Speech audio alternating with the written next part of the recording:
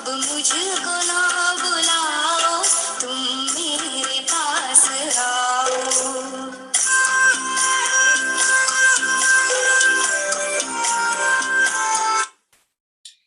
ओम शांति।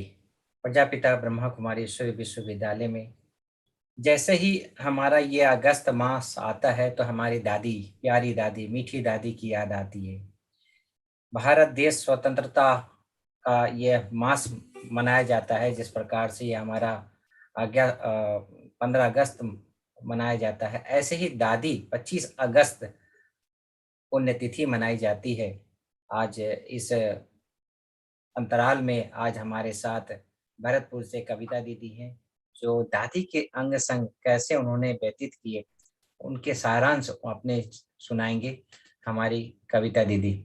कविता दीदी, ओम शांति, वेलकम, स्वागत है आपका। ओम शांति भैया, ओम शांति। जैसा कि विजय भाई जी ने बताया कि अगस्त मास आते ही दादी जी की मीठी यादें हृदय पटल पर उभरने लगती हैं। तो मैं अगस्त मास क्या, जुलाई मास से ही, या दादी जी पूरे वर्ष ही हमें भूलती नहीं। विश्व पिता की विश्व वंदनीय, विश्व की पिता की विश्व में रोशनी फैलाने वाली, सदा डबल लाइट एंजल स्वरूप, डायमंड स्वरूप दादी रहने वाली, और जिनको दादी जी का सानिध्य मिलता था, उनका मन और तन और जीवन भी दादी ऊर्जा से, प्रकाश से, रोशनी से, उमंग उत्साह से भर देती थी। ऐसी विश्व वंदनीय दादी जी का इस वर्ष 25 अगस्त हम 14वां विश्व बंधुत्व दिवस के रूप में विश्व स्तर पर 25 अगस्त पुण्य स्मरण दिवस को मनाते हैं। दादी जी को सर्वप्रथम मुझ आत्मा ने 1975 में स्टूडेंट लाइफ में माउंट आबू में देखा। आदरणीय देवता दादी जी के साथ मैं आई हुई थी पांडव भवन। तो दादी जी का प्रथम झलक पाते ही मुझे एक अनोखी स्फूर्ति अपरोक्ष परिचय से ही हुई, और दादी जी का जो वो पावनता की और प्रकाश की झलक थी, उसने जैसे मेरे अंदर एक रूहानी ताकत की, अपनत्व की शक्ति को भर दिया। और मैं बार बार जब तक मधुबन रही तो दादी जी के मिलने के लिए, दादी जी के सन्मुख आने के लिए मैं आकर्षित होती थी कि कब मैं दादी जी के पास जाऊं। मधुबन में रहते हुए मुझे पूरा ही समय ऐसे लगता था, मैं छोटी थी, स्टूडेंट लाइफ थी, लेकिन दादी जी ने मेरा पहले ही मुलाकात, पहली ही झलक से मेरे मन के चितचोर को चुरा लिया था, और दादी जी उस मन के अंदर बैठ गई थी। ऐसी मेरी मीठी दादी थी। जब मैं पहली बार दादी जी से पांडव भवन दिल्ली में मुलाकात करने के लिए लौकिक परिवार वालों के साथ, दादी जी, देवता दादी जी के साथ आई, तो दादी दीदी जी को, दोनों को मैंने देखा तो मुझे हंसों जैसी जोड़ी दोनों की लगी। और दोनों दादी दीदियों को जब मेरा परिचय प्राप्त हुआ तो उन्होंने मुझे अपनी गाड़ी में बिठाया, और गाड़ी में बिठाकर दादी जी रजौरी गार्डन मुझे लेके गए अपने साथ। वो दिन सतगुरुवार का दिन था। दादी और दीदी पांडव भवन करोल बाग दिल्ली में रुके हुए थे। वहां से दोनों दादियां मुझे अपने साथ गाड़ी में बिठाकर रजौरी गार्डन मिलाने ले गए, और अनायास ही भोग के पश्चात दादी जी ने मेरी तरफ इशारा किया और मुझे बुलाकर कहा, हाथ में हाथ देकर, दृष्टि देकर कहा कि तुम क्या करेंगी। तो मैं परिचित तो थी ही दादी से, और दादी की मैं जैसे एक आशिक थी। कब दादी मिले, कहाँ दादी मिले, कहाँ दादी का पत्र मिले, कहाँ दादी की चर्चा मिले, कहाँ दादी का संदेशा मिले, ये मुझे खींचता रहता था। तो मैं दादी जी का दादी जी ने जैसा मेरे हाथ पकड़ा और मुझे इशारा दिया, तो मैं तो जैसे धन्य धन्य हो गई, और मैंने जिह्वा मेरी बंद हो गई उस अनुभूति के कारण, और मैं सहज नैनों से कह उठी कि आप जैसा मुझे बनना है। वो दिन था कि दादी जी की समस्त शक्तियां, ऊर्जा, दीदी दादी ने दोनों ने मुझे उस मंच पर, अपने साथ मंच पर बिठाया, और वहीं बिठाकर मुझे उन्होंने हलवा, चने, पूरी का भोग सतगुरुवार का खिलाया, और जैसे मुझे पक्का कर दिया कि अब मेरा विश्व सेवा का पाठ खुल गया है। तो विश्व वंदनीय, विश्व को प्रकाश से ओतप्रोत करने वाली स्वप्रकाशित दादी जी ने, स्थित प्रज्ञा दादी जी ने मेरे जीवन की शुरुआत विश्व सेवा के लिए स्वयं दिल्ली रजौरी गार्डन से अपनी पावन दृष्टि, पावन सानिध्य, पावन उपस्थिति और अपनी ढेर सारी शुभकामनाएं मेरे अंदर भरकर मुझे विश्व सेवा के लिए दादी जी ने तैयार किया। आज तक भी जब मैं बचपन में जाती हूँ अपने जीवन के, तो मुझे दादी जी की यादें बड़ी गहराई से और बड़े ऊंचाई तक ले जाने वाले वो पल पल याद आने लगते हैं कि दादी जी किसी एक की नहीं थी, बल्कि दादी जी के हृदय में सबके लिए बहुत बड़ा स्थान था, और दादी साक्षात साकार बाबा और निराकार बाबा के समान थी। दादी जी तन में थी, लेकिन तन से मुक्त। दादी जी तन में सिर्फ सेवा के लिए आती थी, लेकिन बाकी दादी जी का बाबा बाबा बाबा और मीठी रूहानी दृष्टि का जैसे बाजा बजता था। ऐसी हमारी मीठी दादी जी। आदरणीय विमला बहन जी के साथ मुझे पुनः मधुबन जाने का सौभाग्य मिला। सौभाग्य की बात है कि दादी जी के कमरे के आसपास ही, हिस्ट्री हॉल के आसपास ही आदरणीय विमला बहन जी को और मुझे आवास मिला, तो मैं तो धन्य धन्य हो गई। बार बार दादी जी के कमरे में किसी न किसी सेवा के माध्यम से चली जाती थी, और दादी जी को हर कर्म करते हुए मैं निहारा करती थी, और दादी जी मुझे अपनी लौकिक निजी दादी की तरह से आत्मीयता से संपन्न और कल्प कल्प का प्यार मुझे दिया करती थी। मैं दादी जी के रूम में कई सारी कर्मणाएं, सेवाएं आदरणीय मोहिनी दीदी, उन्नी दीदी के निर्देश पर दादी जी की व्यक्तिगत सेवाएं कमरे में आके किया करती थी। मुझे नहीं पता था कि ये दादी विश्व महाराजन बनने वाली है, लेकिन दादी जी से मुझे विश्व महाराजन की फीलिंग आती थी। कई बार मैंने दादी जी के जब सानिध्य को मैं प्राप्त होती थी, तो मैंने उनमें श्री कृष्ण और विष्णु के दिव्य अलौकिक स्वरूप को भी इन खुली आंखों से निहारा था। दादी जी के प्रति मैं जितनी बार मिलती थी, मेरा लगाव, मेरा आकर्षण बढ़ता जाता था। दादी जी ने पहली बार जब श्वेत वस्त्र पहनने की बात आई, तो आदरणीय विमला बहन जी से कहा कि विमला, तू इसको सफेद ड्रेस पहना, और दादी जी ने स्वयं मोहिनी दीदी जी के द्वारा मुझे सफेद ड्रेस लेकर अपने हाथों से ही ये श्वेत साड़ी पहनाई थी। ऐसी दादी माँ ने मुझे ऊपर से नीचे तक निहारा था, और बहन जी से कहा था कि विमला बहन, कि तुम्हारे समान बाबा का नाम बाना करने वाली बच्ची बनी।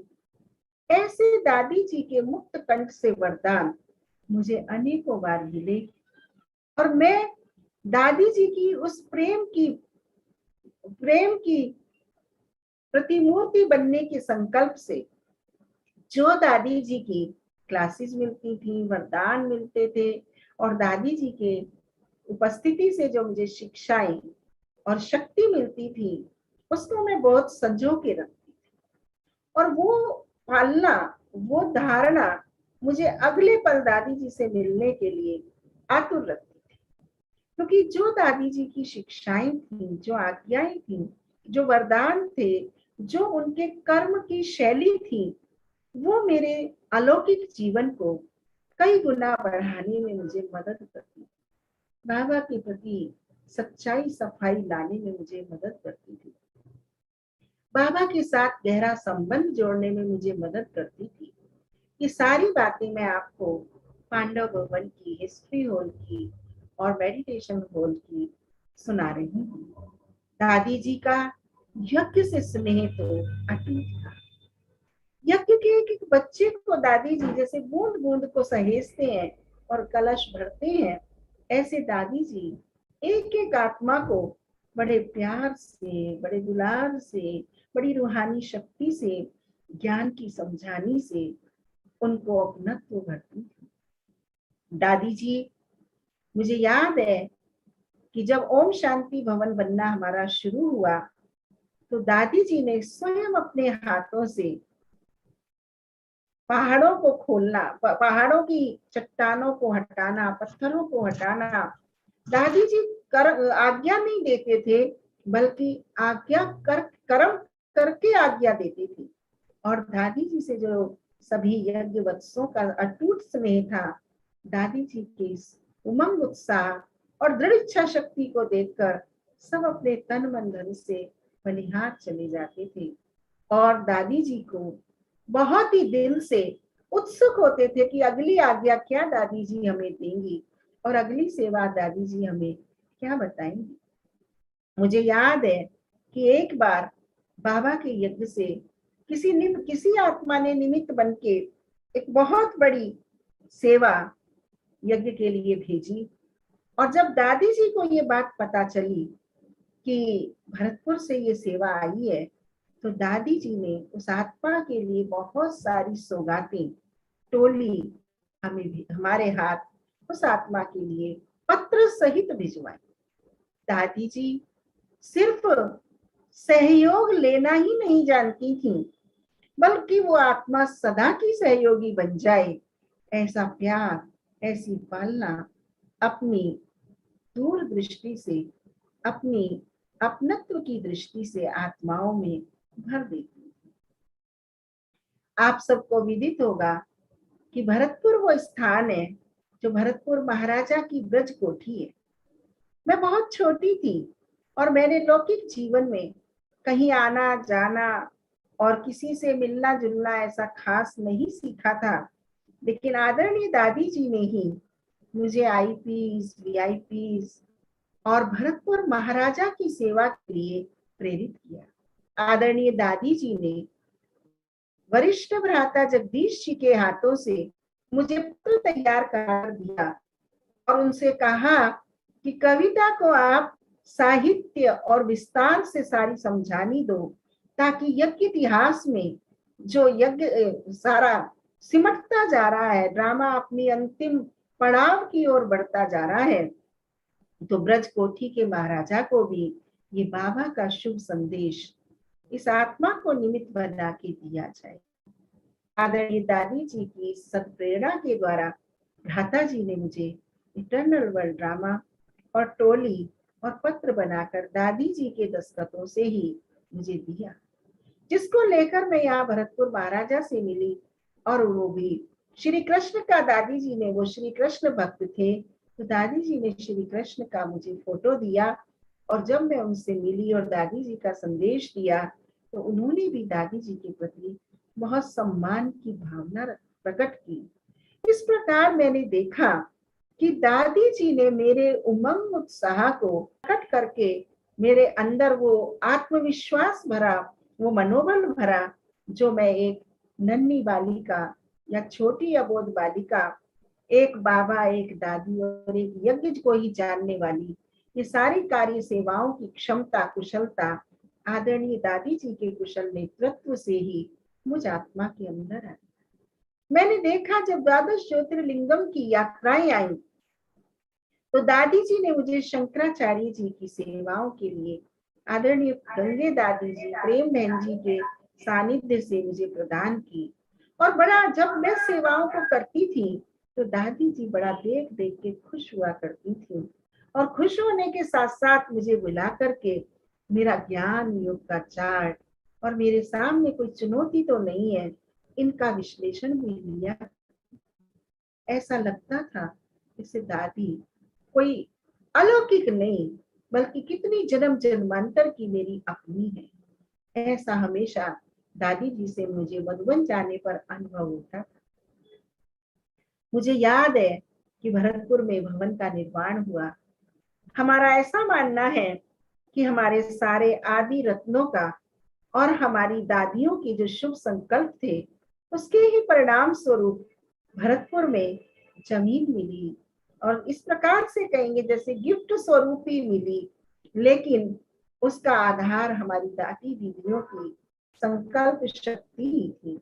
और जिस संकल्प शक्ति के कारण दादी दीदियों ने वो कलेक्टर बंगले के सामने जमीन मिली और भवन बनता गया।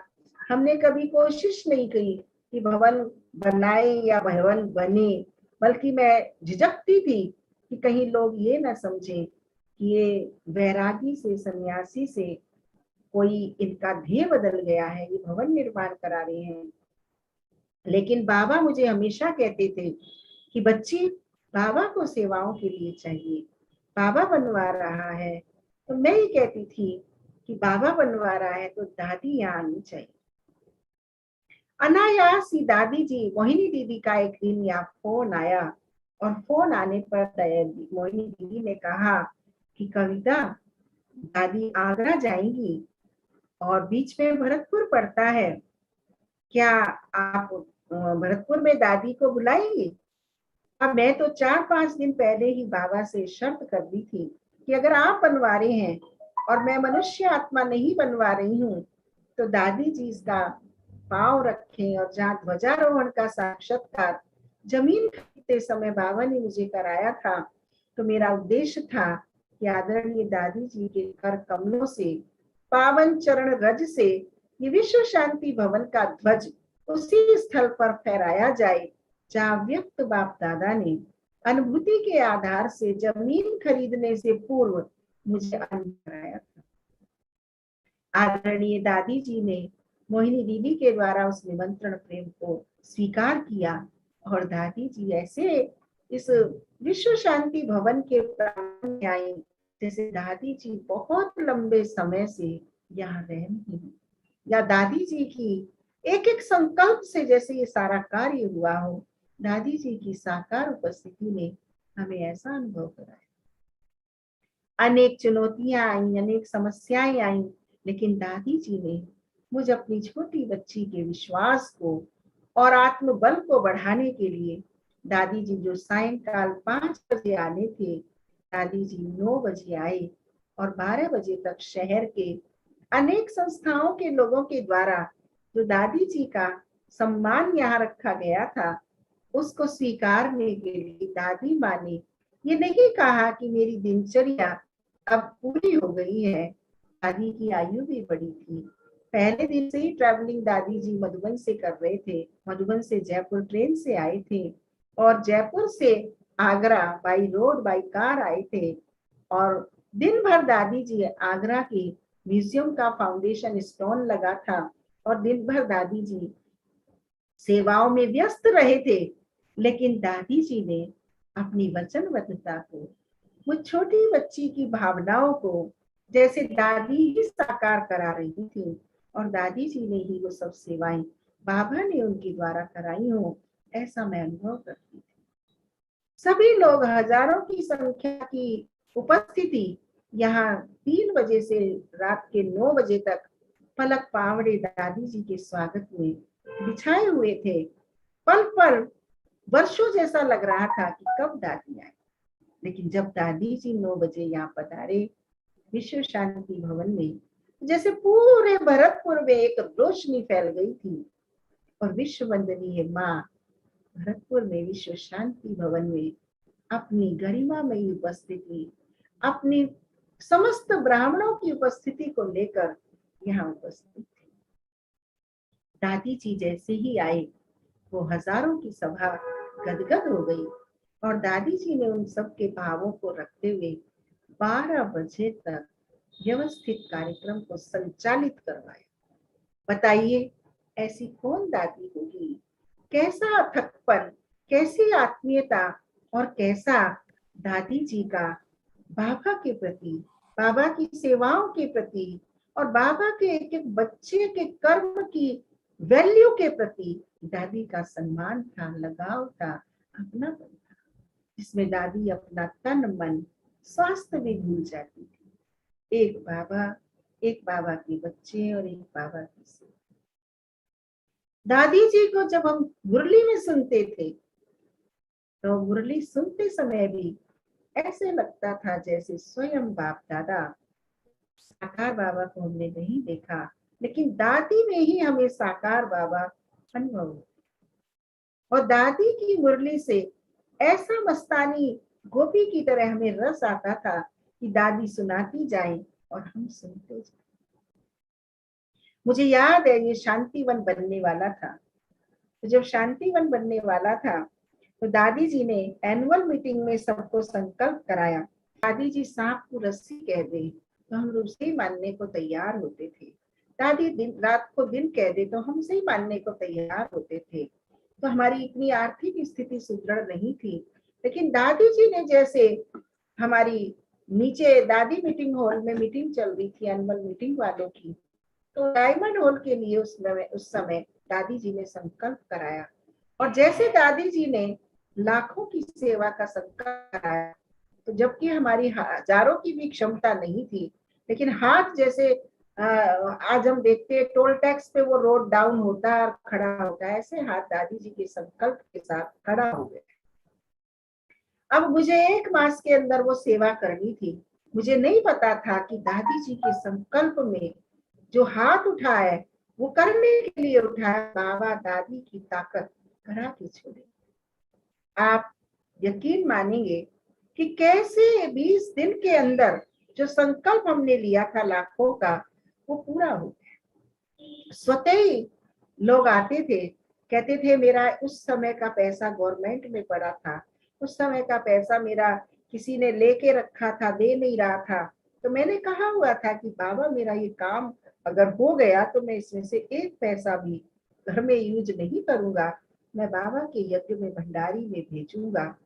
तो ऐसे मैंने देखा कि दादी जी की संकल्प शक्ति, यज्ञ के प्रति जो दादी ने संकल्प दिया हमें वो कभी ना नहीं हुआ। दादी जी ने ब्राह्मणों को जो अर्थव्यवस्था का सिस्टम बताया हुआ था, हम बहनें जब दादी जी के सामने अकाउंट लेके जाती थी, बच्चा हम भाई बहन करते थे, तो दादी जी उन्हें भूल भी जाती थी, लेकिन साथ साथ दादी जी के मानस पटल से वो बात जाती नहीं। दादी जी उन्हें अपॉर्चुनिटी देती थी कि आप दोबारा उसे ना करें, आप स्वयं के रक्षक बने, यज्ञ रक्षक बने। उन्हें प्रेरित भी करती थी, वरदान भी देती थी। और उसके साथ साथ दादी जी एक सर्जन बनके उनका ऑपरेशन भी करते थे, अर्थात उनको उसके लाभ हानि के बारे में बता दी। और वो दादी का सत्य भाव और आत्मिक कल्याण का भाव उस आत्मा के हृदय में सदा के लिए छप जाता था। ऐसी मीठी दादी माँ को हम जो भी छोटे बड़े दादी जी के जब मधुबन जाते थे तो सारी अपनी दैनिक दिनचर्या को करने के साथ साथ, चाहे अमृत वेले के बाद हो, चाहे क्लास के बाद हो, चाहे भोजन के बाद हो, घूम फिर के हम दादी जी के रूम में और दादी जी के सानिध्य में की सेवा के लिए पहुंच जाते थे। तो दादी जी से ऐसा लगता था कि हमेशा हम इनके साथ रहें, हमेशा इनके पास रहें और इन्हें हम देखते रहें, ये हमें आज्ञा देती रहें, हम इनके प्रेम में पलते रहें और हम दादी जी से जो पालना ली है, बस यही मन होता था कि दादी जी ने जो हमें सिखाया है वो अन्य सभी को हम कैसे सिखाएं, कैसे बताएं। और जो दादी जी ने हमें निस्वार्थ प्यार दिया है, हमारा जो कल्याण किया है, वो दादी जी का कर्तव्य हम कैसे अपने जीवन से पूरा करें। ऐसी दादी माँ को मुझे याद आता है, दादी जी एक बार लखनऊ में गए हुए थे, तो लखनऊ में दादी जी ने अपने साथ बिठाकर हमें डाइनिंग टेबल पर भोजन कराया। अब मैं तो दादी जी के कहने मात्र से ही भोजन तो क्या, मैं तो जैसे जैसे बॉल कोई धरती में मारे तो उछल जाती है, दादी का इतना कहते ही कि कविता आप आओ बैठो दादी के साथ। दादी डायरेक्ट नाम से पुकारती थी, डायरेक्ट स्थान के नाम से पुकारती थी। दादी माँ थी कि मैं लखनऊ गई यहाँ से भरतपुर से, तो भरतपुर दादी ही नहीं मुझे भूली, और इतने प्यार से दादी जी ने मुझे अपने पास, क्योंकि भरतपुर से जाने के बाद की दादी जी की मुलाकात थी मेरी लखनऊ की, इतना प्यार से दादी जी ने मुझे सदैव आगे आगे बढ़ाया, हर कार्य में आगे बढ़ाया। जब मैं धार्मिक लोगों को लेकर पांडव भवन या ज्ञान सरोवर में कॉन्फ्रेंसेस में जाया करती थी, तो दादी ने दोनों हाथ पसार कर मुझे गले लगाया और कहा कि दादी को तुमसे यही उम्मीद थी, तुम दादी की उम्मीद पर खरी उतर रही हो। ऐसे दादी ने मुझे गले लगाकर बहुत देर तक सहलाया और बहुत देर तक कंधे से हटाकर मुझे हाथों में पकड़कर दृष्टि देती रही। तो ऐसी दादी माँ को जब जब हम चेहरा शब्द संकल्प भी आता है तो हमारी हृदय बिल्कुल द्रवित हो जाता है और आंखें गीली हो जाती हैं।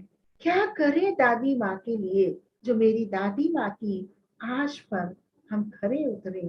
क्या करें हम ऐसा जैसे दादी माँ ने किया, उन सब पद चिन्हों पर हम चले।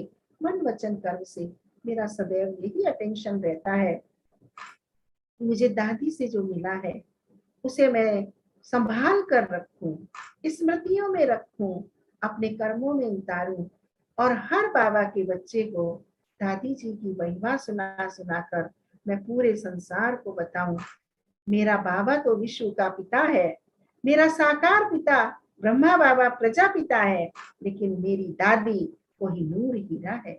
ऐसी मेरी बेटी दादी। कौन सी बात मेरे जीवन की है ऐसी जिसमें दादी ने अपना प्यार नहीं उधेड़ा। भरतपुर के असंख्य भाई बहन दादी के प्यार के परवाने, और अगस्त मास आते ही कहाँ भी वो देश विदेश में गए हुए हैं, उनके पत्र और फोन हमारे साथ जब वो दादी जी से मिले और दादी जी ने जो उन्हें वरदान दिए, जो दुआएं दी, आज भी उनकी ये मान्यता है कि हम दादी की दुआओं में ही पल रहे। दादी गई नहीं है, बल्कि दादी सबकी आत्मा के साथ, सबके जीवन की उन्नति के साथ आज भी शिव बाबा के साथ साथ हर एक के जीवन से जुड़ी हुई है। ऐसी दादी माँ का जब शारीरिक संपन्नता का समय आया तो मैं सुनाना चाहूंगी विजय भाई जी आपको इस प्लेटफॉर्म के द्वारा कि वो आत्मीयता भरा प्यार उस दिन हमें दादी कोटेज में बिठाई हुई। दादी खुद रूहानियत में रहती थी, दूसरों को भी रूहानियत देती थी जी, और रूहानियत वाले बच्चों के नजदीक रखती थी। ये भी था दादी का कि जो दादी के भाव का रेस्पॉन्ड देते थे, तो दादी जैसे वो दादी जो में चुंबक की तरह खींचती थी, तो दादी भी उनको, बच्चे भी उनको चुंबक की तरह खींचते थे। तो जिस दिन दादी जी का अहमदाबाद से दादी जी आए और हमें पता भरतपुर से शांतिवन पहुंच गए, और पहुंच करके जो अखंड योग चल रहा था दादी कोटेज में, उसमें भाग लेने लगे। याद है वो दिन कि 5 दिन हमें भूख प्यास नींद किसे कहते हैं हम भूल गए थे। सारी अटैची बैग हमारे साथ थे, सारी कॉटेज की हमें व्यवस्था मिली हुई थी, शक्ति भवन में हमें आवास मिला हुआ था और सब कुछ सहयोग था, खाना भंडारे में बनता था, सब लोग गए आए हुए थे, लेकिन कोई किसी से बात नहीं करता। बस एक ही धुन थी, प्यारे बाबा मेरी दादी जी स्वस्थ होके आ जाए और मेरे यज्ञ का ये कोहिनूर हीरा, ये रोशनी हम में रोशनी यूं ही बढ़ता रहे। एक ही संकल्प, आत्म अभिमानी स्थिति, परमात्मा अभिमानी स्थिति किसे कहते हैं। दादी जी के स्वास्थ्य का ऊपर नीचे होना भी, उनकी कर्मातीत स्थिति का प्रभाव सारे ब्राह्मण परिवार पर और शांतिवन के वायुमंडल में जैसे फैला हुआ है। प्रतिदिन भंडारे में भोजन बनता था, नाश्ता बनता था, लेकिन बहुत कम प्रतिशत के लोग भोजन स्वीकारने जाते थे। बस एक धुन, एक टक, एक लक्ष्य, एक निशाना कि हमारी दादी स्वस्थ हो जाए। ड्रामा की वो अंतिम घड़ी भी आई जब हम योग में गए थे तो मशीनें चल रही थी। सुबह का टाइम था, 9 बजे हम योग में गए तो मशीनें चल रही थी, लेकिन डॉक्टर आ जा रहे थे।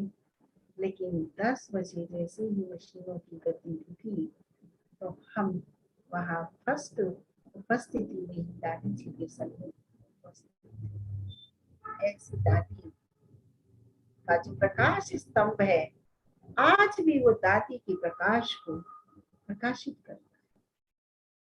जब भी हमें दादी की याद आती है तो हम मधुबन में जाते हैं और यहाँ रहते हुए भी प्रकाश स्तंभ को, दादी कोटेज को और दादी का जो पांडव भवन का पुराना कमरा है उसको कभी नहीं भूलता, क्योंकि वही दादी ने बैठ के हमें संवारा था, सजाया था, सिखाया था, समझाया था, दुलारा था, पुचकारा था।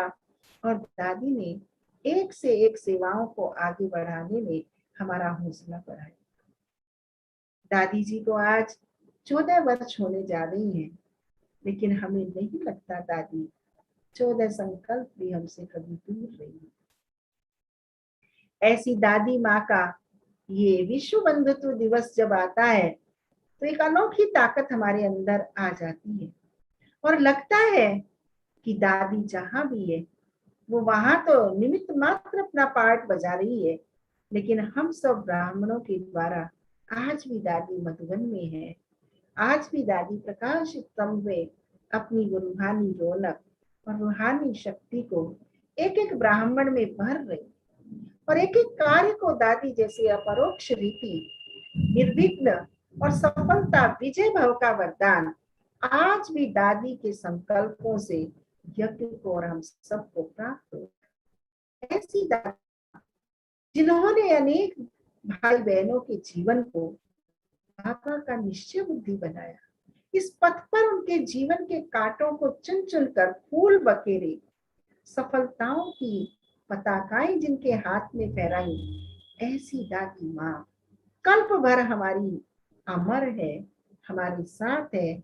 हर जन्म में हम ऐसे संस्कारों का दादी के साथ, दादी जी के प्यार में निर्माण करेंगे जो दादी जी हमें इस जन्म तो क्या, कल्प कल्प हर जन्म में हमें वो हमारी जरूर, यूं कहेंगे हमारे तो पूरे परिवार को, लौकिक परिवार अलौकिक परिवार को दादी जी ने ही अपना प्यार दिया और उनके ही बल से आज तक हम चल रहे। दादी जी हमेशा हमारे लौकिक माता पिताजी को मिलाती थी और कहती थी कि देखो ये कन्या बाबा की और तुम भाग्यशाली हो कि तुम इस जन्म में इसके लिए पालना करने के लिए बने। उनको भी अलग से बुलाकर प्यार दिलाते। आदरणीय मुन्नी दीदी भी दादी जी के नक्शे कदम चलते हुए हमारे लौकिक कुमार भाई को, माता जी, पिताजी को और अन्य सभी टीचर्स बहनों को और अन्य सभी भाई बहनों को, अर्थात न्यू कहीं भरतपुर की फुलवारी को विशेष स्थान दर्जा देती हैं, जैसे हमारी आदरणीय दादी जी ने दिया, आदरणीय दीदी ने दिया, आदरणीय दादी जानकी जी ने दिया, आदरणीय गुलजार दादी जी ने।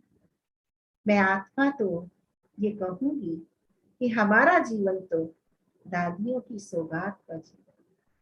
प्यारे बाबा ने हमें जीवन दिया, लेकिन दादियों ने हमें उंगली पकड़कर चलना सिखाया और आज जो भी कुछ है हम वो दादियों की ही बनी। ऐसी दादियों को शत शत नमन करने को मन होता है। हृदय बार बार कहता है दादी हमसे दूर नहीं है, दादी हमारे साथ है। हम सदा दादी की आज्ञा पर चलते रहेंगे और अनेक आत्माओं को बाबा से जोड़कर दादी जी की आज्ञा का पालन कराते रहेंगे, मन से, वचन से, कर्म से, तन मन धन से। जहाँ बड़े हैं हमारे, वहां हमारा सर्वस्व है और यही हमारी श्रीमत। परम श्रद्धे प्रकाश का पुंज कोई नूर हीरा, मेरी दादी माँ को मैं शत शत नमन करती हूँ, वंदन करती हूँ कि दादी आप मेरे मन के एक एक तार को ऐसे ही झंकार करती रहो और आपकी स्मृतियों में मैं यूं ही खोई रहूं। स्मृतियां तो बहुत है, एक एक दिन की कहानी हम सुनाते हैं। दादी के हाथ का वो गिट्टी खाना, दादी के साथ ब्रह्मा भोजन करना, पांडव भवन की यादों को जब हम ताजा करते हैं तो एक एक दिन की विचित्र बातें हैं और विस्तृत महिमा है। लेकिन मैं इतना ही कहना चाहूंगी कि दादी बाबा का एक सिक्के के जैसे दो पहलू। साकार बाबा को हम पढ़ते हैं लेकिन दादी को हम देखते हैं।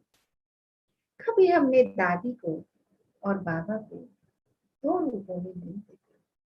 कई बार मैंने दादी के अंदर अव्यक्त बाबा को, साकार बाबा को इन खुली आंखों से देखा। जैसी दादी की रोशनी हमारे पास आती थी तो दादी एकदम प्रकाश के स्वरूप से जैसे सुख से आ रहे। तो हमें ये सब अनुभूतियों के आधार से गहरा दृढ़ निश्चय था कि दादी माना बाबा और बाबा माना दादा। आज हम देखते हैं हमारे जीवन में विघ्न बाधाएं तो क्या है, लेकिन हमारे पुरुषार्थ को तीव्र करने के लिए अनेक आत्माओं की अनेक बातें उतार चढ़ाव आते हैं। लेकिन जब दादियों की बातों को हम याद करते हैं तो अनुभव कहता है कि दादी के जीवन से वो जैसे मक्खन से बाल हो जाए।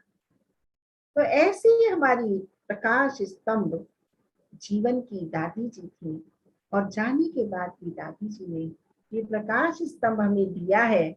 ये हमारी प्रकाश को, विश्व के आत्मिक प्रकाश को, प्यारे बाबा के प्रकाश को विश्व में प्रकाशित कर रहा है। मैं सभी ब्राह्मणों से यही निवेदन करूंगी कि हम ऐसी प्यारी दादी माँ के प्यारे कुल के बच्चे हैं, उस प्यार को हम समझें। जैसा कि आज बाबा की मुरली का भी गीत है, तू प्यार का सागर है, एक बूंद के प्यासे हैं। हमारी दादियों ने सागर से गागर को भर भर कर हमें प्रतिदिन दिया है, प्रतिदिन प्यार हमने भरा है। हम वैसे ही नक्शे कदम चलें और अपनी दादी जी को, विश्व एक परिवार है, सारी वसुधा ये हमारा घर है, संसार हमारा परमात्मा का घर है और दादी माँ हमारी जैसे दैदीप्यमान इस दैवी परिवार का नक्षत्र है। गौरव है, हमें गर्व है अपनी दादी। मैं विजय भाई को और सभी जुड़े हुए भाई बहनों से यही आग्रह करना चाहूंगी, शुक्रिया करना चाहूंगी कि जिस दादी माँ की कथा रात और दिन सुने तो कोई थकावट नहीं होती, क्योंकि दादी स्वयं अथक थी। दादी अटूट लगन वाली थी। दादी निरंतर एक बाप की याद में रहने वाली थी। दादी को कभी बाबा के यज्ञ का कार्य बोझ नहीं लगता था, बल्कि दादी को सदा बाबा का कार्य हलवा पूरी रबड़ी मलाई जैसा लगता था और दादी ऐसे सहज बड़े से बड़े कार्य को कर लेती थी जिन्हें देख करके ऐसा लगता था कि हमारे साथ तो कुछ है ही नहीं। हम सेंटरों से दादी के सामने जब जाके बैठते थे और दादी की स्वरूप और स्थिति को देखते थे तो लगता था जैसे सूर्य के सामने दिया। आज भी दादी गई नहीं है, बल्कि पल पल ऐसे सन्मुख खड़ी होती है, कानों में बोलती है, हाथ से स्पर्श देती है। आज भी दादी मैंने कभी गई हुई नहीं देखी। और दादी जी की जो प्रतिमूर्ति हमारी मुन्नी दीदी है, वो भी हमें ऐसा ही एहसास, चाहे कोई त्योहार हो, राखी का त्योहार आने से पहले दीदी टोली दादी के उसी प्यार की प्रतीक राखी भेज रही है, टोली भेज रही है, एक एक बहनों को इतना ही जो दादी जी ने हमें प्यार, सम्मान, स्नेह और आज्ञाएं दी, उसी कर्तव्य निष्ठा को आज भी दीदी के द्वारा दादी की यादों को ताजा करने का कार्य किया जाए। तो मैं तो विजय भाई यही कहना चाहूंगी कि जो तुमने मुझे अवसर दिया है दादी की यादों के इतिहास को उकेरने का, मैं तो दादी की यादों में लिपटी हुई हूँ। कोई पल, कोई क्षण, कोई प्राप्ति मेरे जीवन की ऐसी नहीं है जो बाबा ने दादी जी के द्वारा ना करी। मैं जो कुछ हूँ उन्हीं की देन हूँ, उन्हीं के द्वारा हूँ और उन्हीं के लिए। ओम शांति। बहुत सुंदर दीदी, बहुत सुंदर। मैं समझता हूँ कि जितने भी हम भारतवर्ष की जो भी हमारी टीचर्स बहने हैं, दादी की कुछ भी एक, मैं समझता हूँ आपने 1 घंटा पूरा दादी की महिमा की। मैं उन टीचर्स बहनों को आग्रह करना चाहूंगा कि कम से कम 15 मिनट जरूर आप दादी जी की जो पालना मिली है आप जरूर वर्णन करके, आज जो विश्व बंधित्व दिवस जो हम मना रहे हैं, मनाने जा रहे हैं, उसके ऊपर आप जरूर आप सभी एक प्रोग्राम हम लेकर आए हैं। और 31 तारीख तक हर रात्रि 8 से 9 यह प्रोग्राम चलेगा। हम कोई ना कोई एक टीचर्स बहनों को हम यहाँ पर ऐड करते हैं। आप जरूर आप अपने आप को इसमें आप शामिल हो सकते हैं।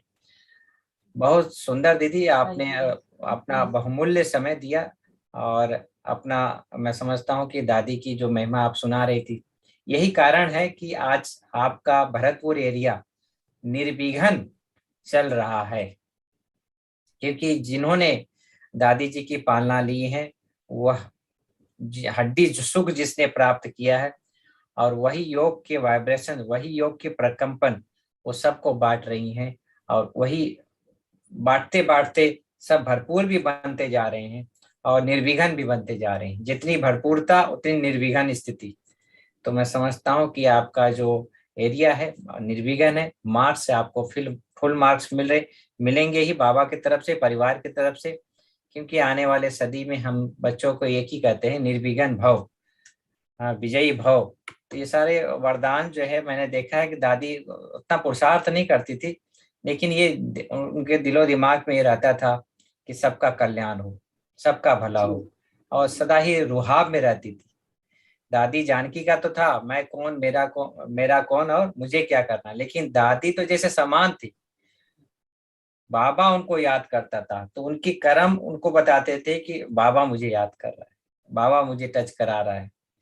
तो एक प्रकार से वरदानी मूर्त दादी जी थी और हमने दादी जी की पालना लिया।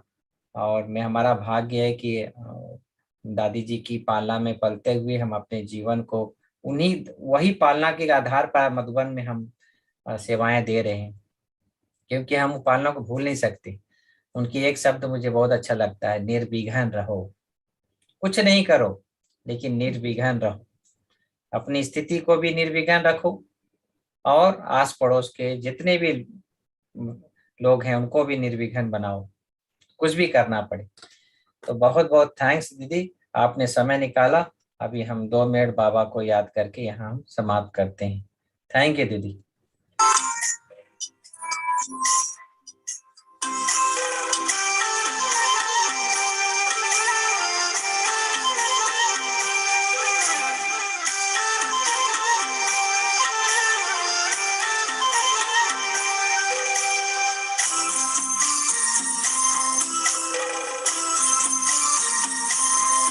मैं पास में तुम्हारे आता रहूंगा कब तक, इंतजार में वतन में करता रहूंगा कब तक।